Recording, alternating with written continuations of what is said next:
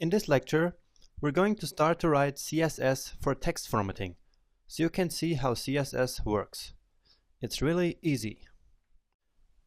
So, we'll jump right into the CSS file here to start write some code. CSS is written in rules. Each rule consists of a selector and a declaration block. To exemplify that, we'll start formatting the main heading. So h1 is the selector, because it will select all h1 elements. This means that all h1 elements will be formatted with the code we will write in the declaration block, here in curly brackets. So I will start with the text color.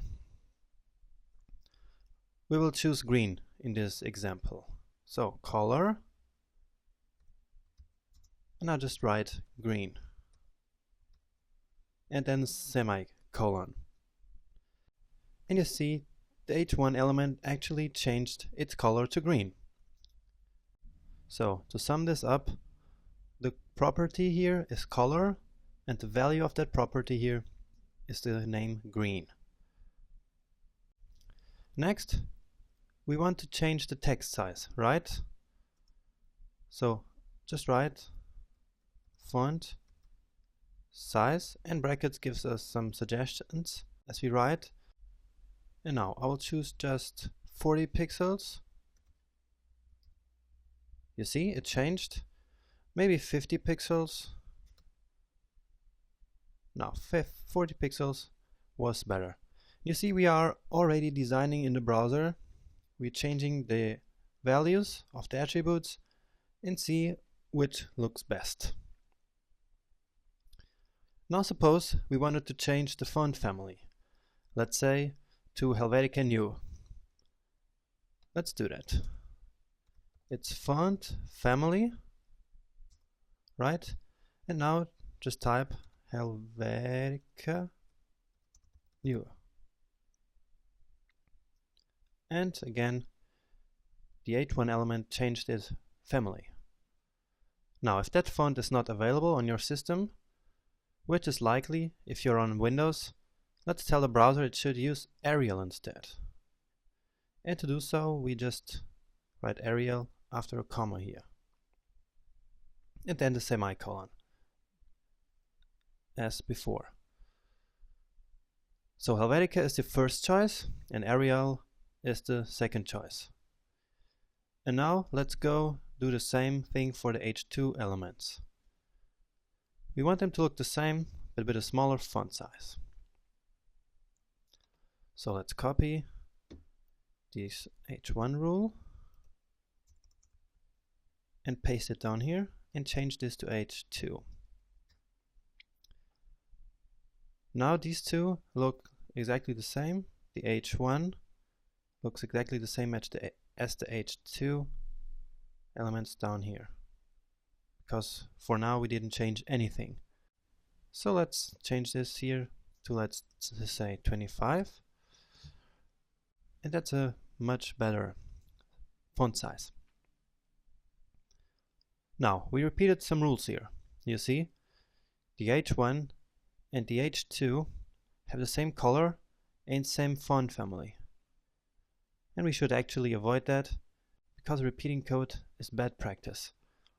Instead of repeating, we can just group the common rules together. This is something we will be doing a lot, so I'm just showing it to you. So I write h1 and h2 and the declaration block. So everything that is common here, I will cut and paste it up here. And the font family is also the same for these two. So, did you see what I did here? Now I can delete this from here, because it's already declared here in the command declaration. Now let's quickly format the paragraphs. I will first go back to the HTML file and delete this random text we put here just to see how strong and emphasize and underline works. As you can imagine, we'll use the P selector here. But I'll show you another bracket secret here. Instead of switching to the CSS file, you can edit CSS right here in the HTML file. Just click on the P tag and then hit Command E or Control E. Command E, and this opens a CSS editing section right here in this file. This is called Quick Edit. Now I hit New Rule. Now it automatically puts the P selector and the declaration block here for us. Okay, I want the font size to, let's say, 18 pixels. Great. And let's justify this text. And for that we use the text align property and set it to justify. Very well. We could also use right, center, or left, but we want to justify here. I will also adjust the font family. Do you remember how to do that? It is font family, and it was Helvetica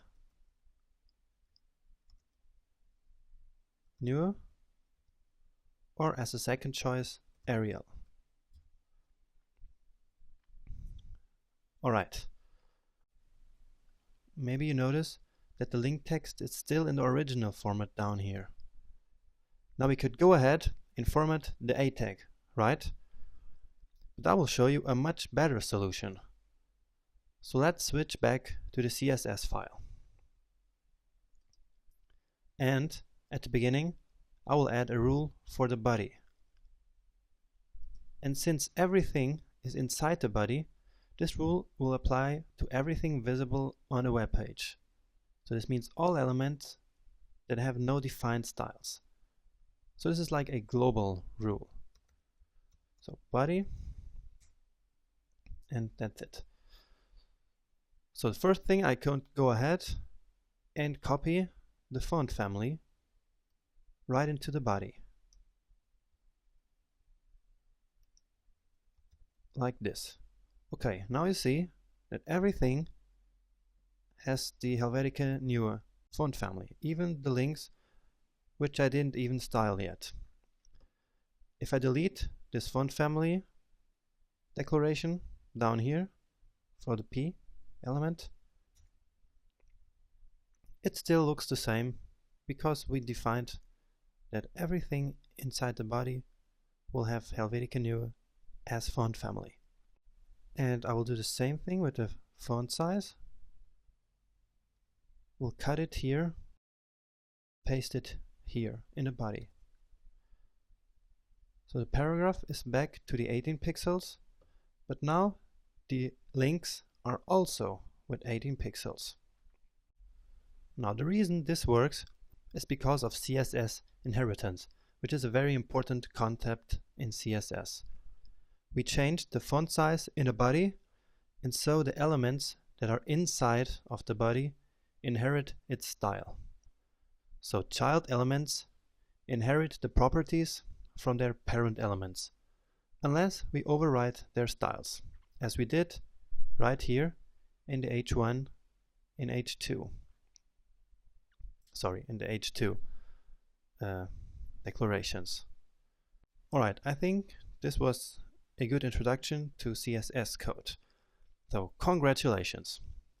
You have created some nice clean CSS code here, without repetitions, and have made the text look pretty good for now. Isn't that great? Now this was a lot of stuff to absorb, so feel free to go through it again and make sure you understand exactly what we did, because it's very important that you understand everything from here, because from now we will use these concepts for the next lectures.